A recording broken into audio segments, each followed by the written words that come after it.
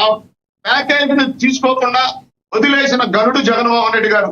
కూటమి ప్రభుత్వం అధికారంలోకి వచ్చిన తర్వాత వాళ్ళ నుండి ప్యాకేజీ ఇక్కడ ఉన్న గ్రామాల్లో ఏ విధంగా కూటమి ప్రభుత్వం పనిచేస్తా ఉంది. లక్ష్మణ్ గారికి ఒక అంశం చెప్తాను నేను.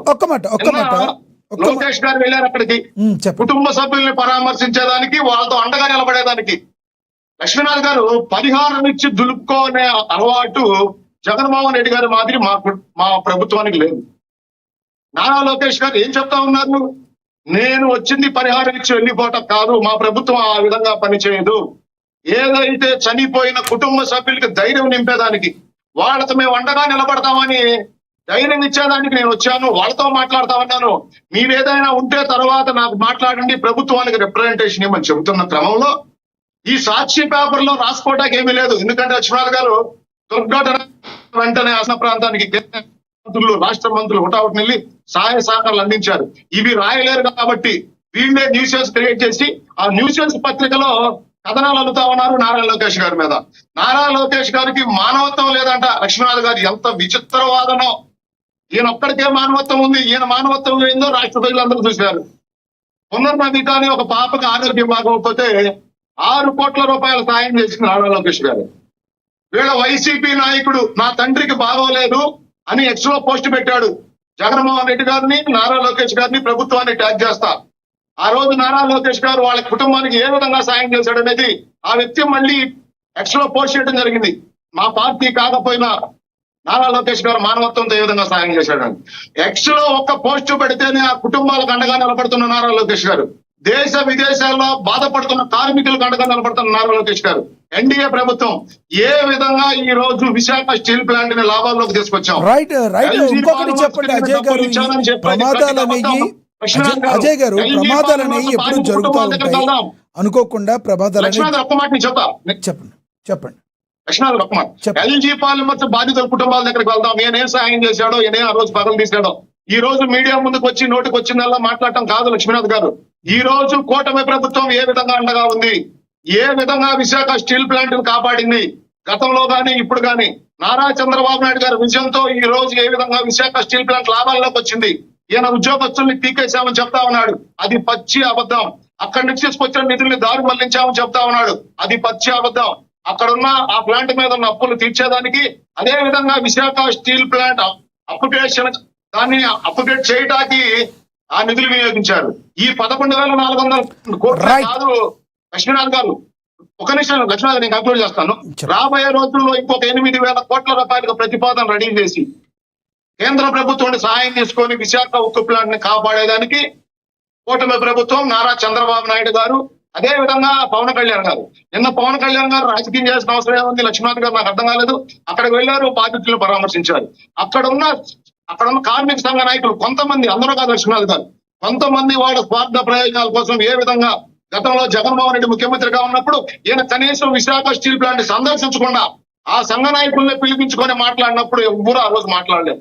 పళ్ళున్న చెట్టుగా రాళ్లు పడతాయన్నట్టు ఈ రోజు మేము పనిచేస్తా ఉంటే మా మీద నిందలు వేసే ప్రయత్నం. అదే విధంగా మానవత్వం గురించి మాట్లాడుతా ఉన్నాడు జగన్మోహన్ రెడ్డి గారికి. ఒక విషయం చెప్పి కంక్లూడ్ చేస్తా లక్ష్మీనాథ్ గారు. అన్నమయ్య డ్యామ్ కూలిపోతే వీళ్ళ తప్పిదం వల్ల ఆ రోజు 40 మంది బాధితులు చనిపోతే ఈయన ఎంత ఎక్స్‌గ్రేషియా ప్రకటించాడండి? 5 లక్షలు.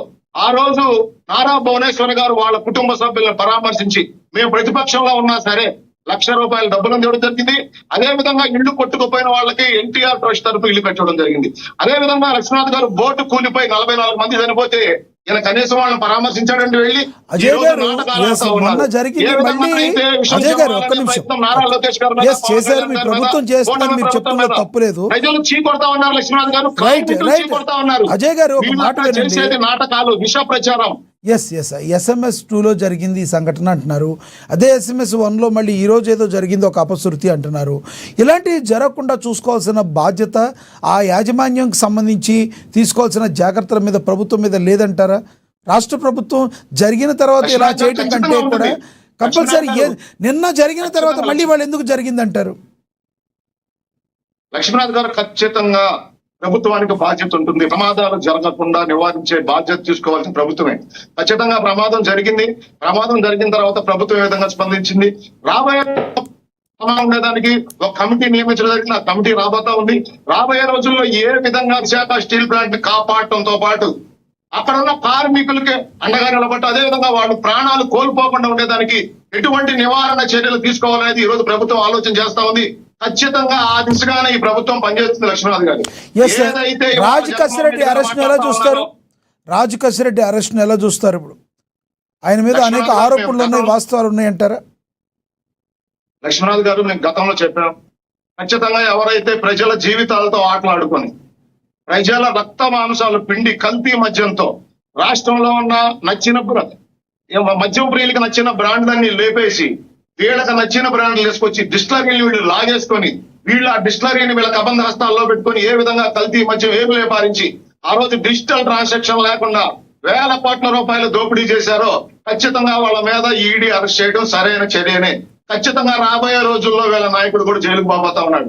లక్ష్మీనాథ్ గారు నాకు ఇంకో మాట చెప్పారు, మోహన్ రెడ్డి గారు సూపర్ 6 ఫెయిల్ అయింది, అనంతపూర్ లో పెట్టిన సూపర్ 6 సభ ఫెయిల్ అయిందని. లక్ష్మీనాథ్ గారు మీరు మీడియాలో ఉన్నారు, సీనియర్ జర్నలిస్ట్.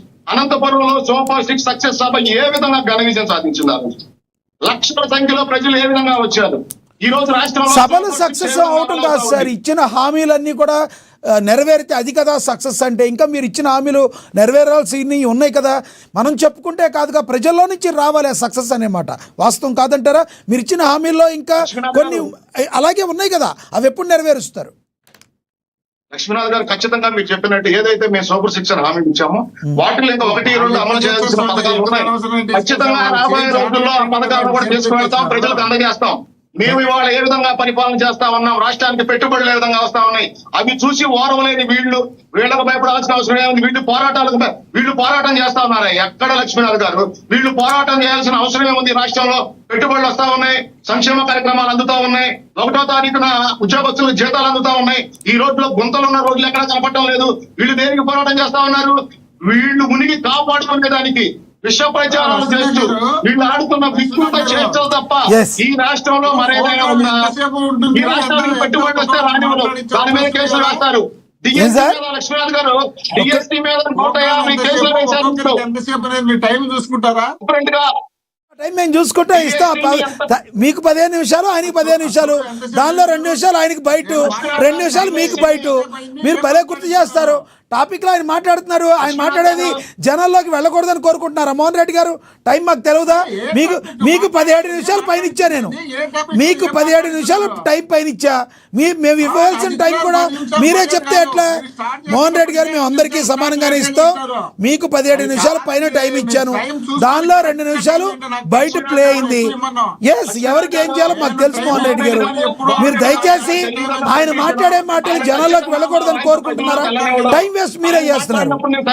మోహన్ రెడ్డి గారు, ఎస్, మోహన్ రెడ్డి గారు మాట్లాడినప్పుడు అజయ్ గారు మాట్లాడలేదు ఈ విషయంలో.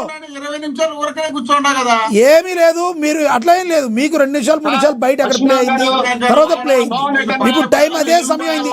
మీరు ఇప్పుడు మాట్లాడాక 1 మినిట్ వేస్ట్ అయింది. మోహన్ రెడ్డి గారు, ఎవరికి ఎంతసేపు ఇవ్వాలో తెలుసు, అందరూ మాకు సమానమే. రైట్. లక్ష్మీనాథ్ గారు డిఎస్సీ మీద అనేక ఆరోపణలు చేశాడు. ఈ రాష్ట్రంలో 16,000 ఉద్యోగాలు ఇచ్చేస్తున్నారు లేదు. మోహన్ రెడ్డి గారు, మీ బాధ ఏంటో అర్థం కావట్లా. మీ బాధ ఏంటి మోహన్ రెడ్డి గారు? ఒకవేళ 1 నిమిషం ఆయనకి ఎక్కువైతే తర్వాత ఇంకో 1 మినిట్ మీరు తీసుకోండి. దానిలో మీ బాధ ఏముంది? దానిలో ఇంకొకటి, ఇప్పటికి 33 నిమిషాలు అయింది అనుకుంటా. బహుశా 33 నిమిషాల్లో 34 నిమిషాల్లో మీరుతో నేను 1 మినిట్ పైన మాట్లాడా. మీకు నేను ఆపే టైంకి 18 నిమిషాలు అయింది. అందరికీ సమానంగానే ఇస్తాం.